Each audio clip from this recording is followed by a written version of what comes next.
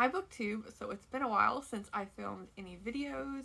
Not my personal life has been crazy, but my work life has been absolute chaos. My manager's manager got fired, and so initially our department was like, okay, do we still have a job? Because sometimes when they hire someone new, they want all new people and new roles and whatnot.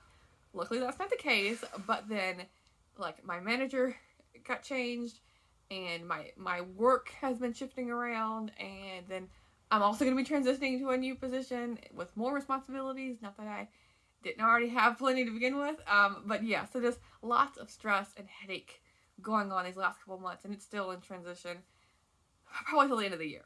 But I am hoping to be back on BookTube. I know I keep saying that. It's like a broken record. Sorry if there's any shifting. My dog is like staring right at me because I'm talking, and she's like, what is going on? But one of the videos I want to make this week is a dog video, because I saw there was a tag going around. It's like the BookTube dog tag or something. So it's going to be all about Fable Girl over here. And so I am going to, like, for sure be flipping around the camera for her when her moment of stardom arrives. Not that, I'm sure she's already has lots of fans already. Anyway, so yeah, that's long story short kind of thing. Yeah. So let's get into the books I found at a library book sale. I had a ton of fun. I needed retail therapy, and I always love library sales outside of the madhouse crowds, because I can get like so many books for the price of like half a book at Barnes and Noble. And so I'm always up for a good deal, and so I thought I would share them with you. So we'll get into, there's some that are in a theme, and I'll just start with the biggest one first and then work my way through them. It's the first one is mighty hefty, and I can use it as a base to put all my other books on top of it. Here is the complete cartoons of the New Yorker, and it includes the 2 CDs. I have one CD. I'm lucky to have that one, but it's like, if you, with the CDs, it's a 68,647 cartoons, and it is massive. I have one of the CDs, like I mentioned. I don't have a CD player. I don't know if I'll ever get to that, but it's like, it goes chronological through the year. So this is like a 1941 spread. Let's see. So does it tell me the years here anywhere? No. But let me see when they start here. Sorry if you hear any hammering. The people above me are working on something. So 1925 is the first year, and then it goes all the way to 2004. Okay. So yeah, it's like the last page here. It's like really hard to hold up because it's hefty, but it's something really fun, I think, to breeze my way through. And I don't have any collections of the New Yorker, but I know they're popular. I follow some of the New Yorker artists on Instagram, and so I like seeing like their weekly cartoons, and so I thought this would be a good way to kind of see the history of it. Now I like how it's like a chronological order there. Okay, so then I'll go to like my themed books, and because June on the Range is coming up, and I had so much fun reading Westerns last year. I kind of deviated from that last year, like I probably will this year, and I started reading some Westerns, like cowboy Westerns, but then of course, I have so many nonfiction books here, and I've organized some of it by the location. So I have quite a few, probably a whole shelf, kind of scattered throughout here, of Western books, and so that's what I did last year. I read so many nonfiction books, but I went straight for the Westerns at the library book sale, and I basically cleaned off their whole shelf outside of a couple. So I thought I would share them with you. And I know nothing about these. There's only 2 authors on the stack that I have read or heard about, but this I thought would be fun to explore new authors, because I think all these authors probably wrote a ton of books. So the first one here is From Hell to Texas by Dwight Bruckner. This is Kincaid had to take on the bloodiest bandit chief in northern Mexico. And so all of these covers I think are just kind of really funny. I don't know. Something about them. But yeah, I'm not going to read too much of the thing. I just want to show the cover here. And I don't know if you care about the year, because a lot of these seem to be from the 70s when I was throwing through them. Yeah, 1977. And these are all like $1 or less. So it's easy to pick them up. I have Mama, I think I'm pronouncing it right, by Susan Dodd. And this says it's a novel about the outlaw mother of Frank and Jesse James. So I thought it was like really interesting to read from this perspective of the mother. It's a saga of frontier woman who was courageous, unyielding, opinionated, and determined to prevail against all odds. And this one's kind of I think it's considered a Western because, like, maybe at the time these were written, Arkansas was considered out west. This is an offering of Ozark Talent stories. Stars is God's Lanterns by Charles M. Wilson. And this is 15 tales collected by one of the Ozark's best-known sons. So yeah, there's that one. Then I have, going back to more classic Westerns, Brant of the Bullet by Orlando Rigoni. And this is The Kill Mad Devlins drew blood for pleasure, but Marshal Mike Foster had sworn to stop them. Then I have a Zane Grey. This is an author I've heard of. I think I read one of his books last year. This is Under the Tonto Rim. It's a little bit scuffed up there, but I think it's a sticker I can probably pick off. And it has a more on the back there. Then going into more story collections, I have Western Story Omnibus. This is edited by William Tark. And this is the thrill-packed roundup of Western stories, and it gives you a whole list of people that I haven't heard of a single one of them, but there's a list here. And it has like the old-fashioned back there from Tower Books. It's pretty scuffed up, but I can probably tape it and make do. And considering the age, it's a little bit torn, but I can fix that with no problem. Let me see. When did this come out? Is there any year? 1945. Okay. So this is probably the oldest Western books I have. So all the other ones seem to be from the 70s and 80s. Let's see, Unbridled Spirits, short fiction about women in the Old West. I wanted to get a book from a woman's perspective because I read several like pioneer Western stories last year from women, like diary collections, letter collection, things like that. And I always find that fascinating. Let's see. It's really hard to see. It's like dark purple, but yeah. So the first thing it says is, was the West really hell on horses and women? Not always. Okay. I thought I was going to say yes. I thought I was going to say yes, but anyway. So yeah, this is fiction stories, not nonfiction, but I think it would complement my nonfiction stories that I have. And then the last two Westerns are by authors that I recognize, and these are bind-ups. They had several of these like individual books by these authors, the two I have, but I thought instead, why not pay my 25 cents and get a whole bunch of books for the same price of getting that one. So there's 5 novels here by Max Brand. I'm not sure if I read any of his books last year or not, but I did recognize his name because I heard about it so much during last year. This is complete and unabridged, which I always try to go for unabridged. Then I have Louis Lamour, and this is 4 novels by him. Okay, and then now switching from Westerns, I have, these are all kind of, let's see if I can organize them super duper quick because I have some that go together. Okay, so I have 2 Harlequin romances. I have a heartwarming, and this is Under an Adirondack Sky by Karen Rock, and this is a Walsh family story. These are clean romances, and this is a large print, which I really like. It says, can he juggle everything, including her? And it's about Aiden, who has been taking care of his family, his siblings. Maybe his parents died, I'm not sure. But then he meets a woman, and she is a school psychologist, and she's in charge of his brother's future. But then they get forced together, working with a group of troubled kids, and they take them to the Adirondacks on like a vacation. And so I thought it was a really unique setting and perfect to read during the summer months. This originally came out in July of 2016. So I thought it'd be really nice to read during the summer. And then the other Harlequin book I have is Love and Laughter, Anyone But You by Jennifer Cruzy. And this is from September of 1996. And this is book 4 in that series. And these I recognize because it's like, I've never read them, any of these, but I think these are like rom-coms. When I looked through it, it is. What does it say here? It says, taking our inspiration from the beloved screwball comedies of yesterday to the romantic comedies of today.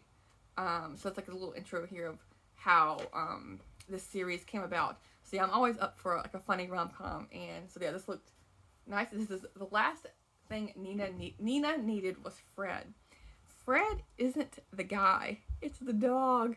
It's a basset hound. I've always wanted a basset hound. I love their ears and their look. But it says she was beginning life fresh. New job, new apartment, no husband. All she wanted was a puppy. A happy, perky puppy.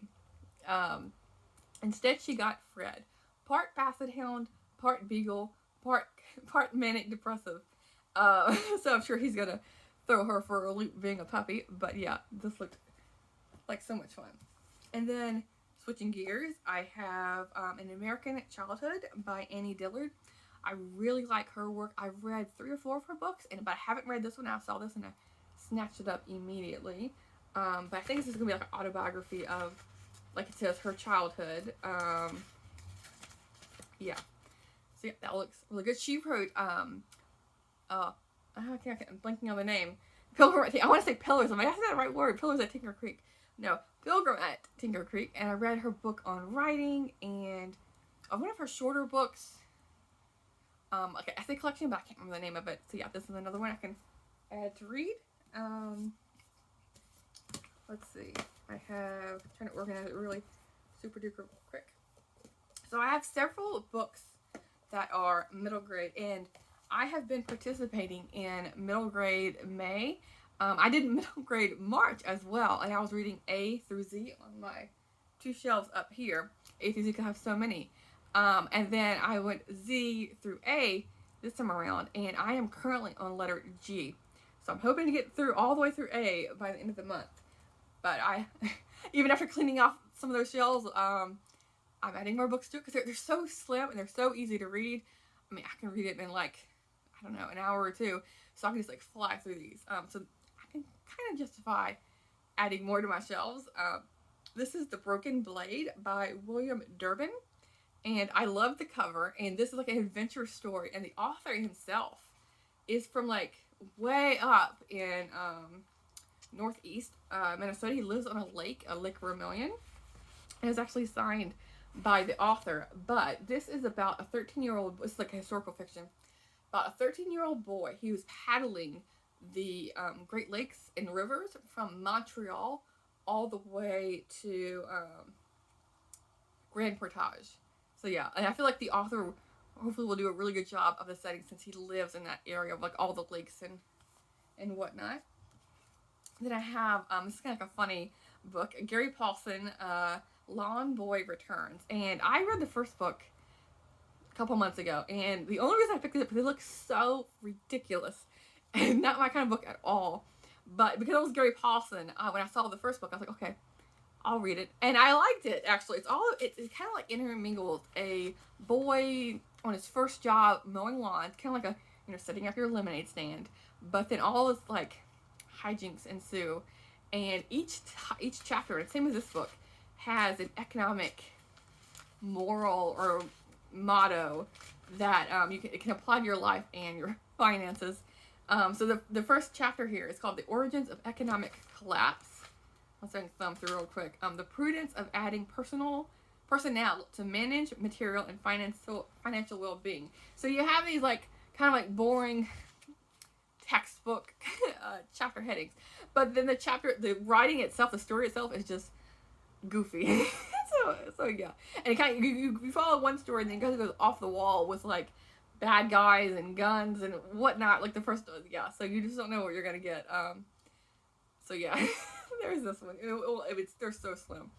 It's like less than 100 pages, so I can like fly right through this whenever I'm in the mood. Speaking of funny books, I saw this and snatched it up without even thinking about it. This is Amelia, Bedelia, and the Baby by Peggy Parrish. I loved these books when I remember like kindergarten, first grade. I remember reading all of them that my school had, and then reading them again and reading. I loved these books when I was very, very little. I haven't touched them since. Probably ever since second. I didn't touch them since second grade on, something like that. But I saw this and I was like, I just had to give it a go. And then I'll probably do it to a little free library as soon as I get finished with it. But like there's like she's always doing like off the wall things, and yes, it's illustrated as well. So this will take me like 15 minutes or less. But yeah, I could not pass this up. Then I have Adventures with Hal by Gladys Baker Bond. And this is an older book. And it says a Whitman tween age book. And I thought it'd be fascinating to read about, long ago's interpretation of like a middle grade book. And I want to see if I can get to it this month since we're in middle grade May. And there's artwork on the inside cover. And I think it's going to be about going to a campsite or a cabin. Let me see here real quick, because there is a little description at the front. There's a grandpa and grandma, Gail, and they're camping outdoors, cooking, and let's see, it's going to be 4 cousins who are getting together from all over the country, getting together over the summer, and it says packed full of good times and excitement. So yeah, and this also is illustrated throughout, so I can thumb through here real quick. There's a bear, and there's someone swimming looking at a frog. See, this is like lighthearted fun. Let's see, when did this come out? Let's see here. It came out in 1965. Let's see. And then going from a good time to a quote-unquote scary time, I saw an R.L. Stine book. This is Hit and Run.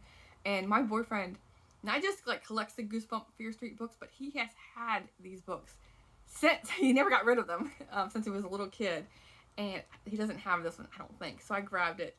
This is about a hit and run. It says License to Drive and License to Kill.